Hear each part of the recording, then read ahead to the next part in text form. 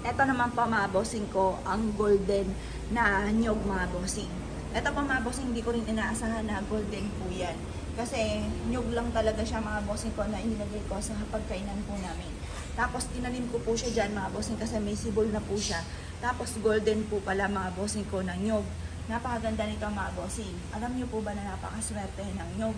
Ang nyog mga bossing, kung mapapansin ninyo, yan po mga bossing ko ang puno namin, palm.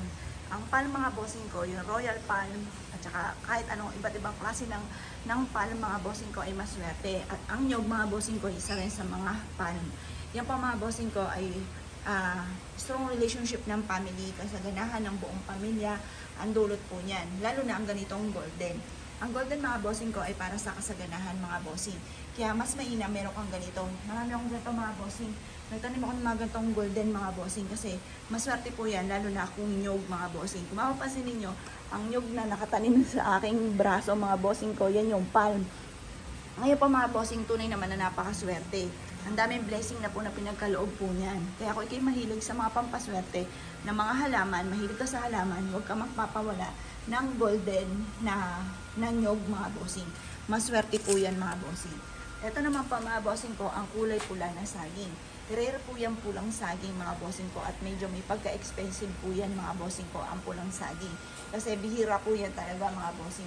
Dati natin namunga po yan mga bossing ko at dahil nga po may pagkamainit ang kamay ng mister ko, kaagad po itong nalanta mga bossing. Ngayon pa mga bossing ko naniniwala kayo sa ganyan. Ito, red din po ito. Red na saging. Yan. Bale, ang red kong saging ay 4 na lang po sila mga bossing. Tapos yun, may sibol pa po sila doon mga bossing. Nakakatuwa naman. Tapos yung mga pulang yan mga bossing ko, yun yung pinunla ko mga bossing ko na sili. Maswerte po yan mga bossing. Ngayon pa mga bossing, ganoon din po itong aking puno ng laurel. Yan po mga bossing. At ganoon din yung aking rubber plant na pagkalaki-laki na pinutol ko na lang po mga bossing.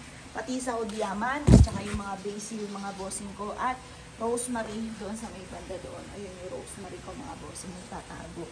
Tapos ito pa mga bossing, ito yung ating snake plant. Tapos ito mga bossing ko yung ating puno ng laurel. Marami po yan, marami akong puno ng laurel mga bossing ko dahil isa rin po yan sa pinaniniwalaan ko na nagdudulot sa amin ng swerte mga bossing. Tunay naman talaga napakaswerte mga bossing ko. Pati yung puno ng pandan mga bossing. Mas nakakatuwa ito mga bossing ko, yung gabi ko nga.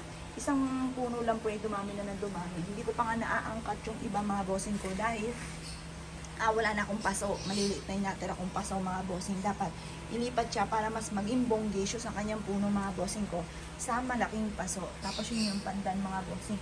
Maswerte rin po ang pandan kasi mabango po yan. Nagtatawag po yan ng swerte mga bossing.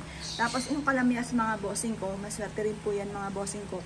Lalo na kung halimbawa, nabalis ka, yung inahampas-hampas sa mismong katawan ninyo, nakangati-ngati, mga galaw ng tao, yan, maganda na meron kang kalamias. Parang atis din to, nagtataboy yan ng mga negative mga bossing. Yan yung kalamias ko. Tinatanim ko lang sila sa paso, mga bossing ko. Tingnan nyo po. Eh ano pa kung sa lupa yan, siguro ang dami ng bunga po niyan. Kagaya nitong aking askes mga bossing. Tingnan po yung askes ko. O, diba, nakakatuwa. Hindi ako nagtatanim ng mga walang ibig sabihin ng mga halaman. Lahat po yan, may mga meaning mga bossing ko. At ganoon din, syempre, itong monitoring, itong mga bossing ko na pagkataas-taas na, kasing taas na mga bossing ko ng bubong. Mas mataas na sa bubong mga bossing. Yan yung mga masuswerteng halaman. Ito rin mga bossing, maswerte rin po itong mga bossing ko. Ang puno ng ano po ito, acacia po ata ito. Yan. Masaya, masuswerte po yung mga halaman na yan. Walang halaman dito na walang meaning mga bossing ko na parang nagandahan lang ako. Wala, lahat po ay mga may meaning at magaganda ang ibig sabihin.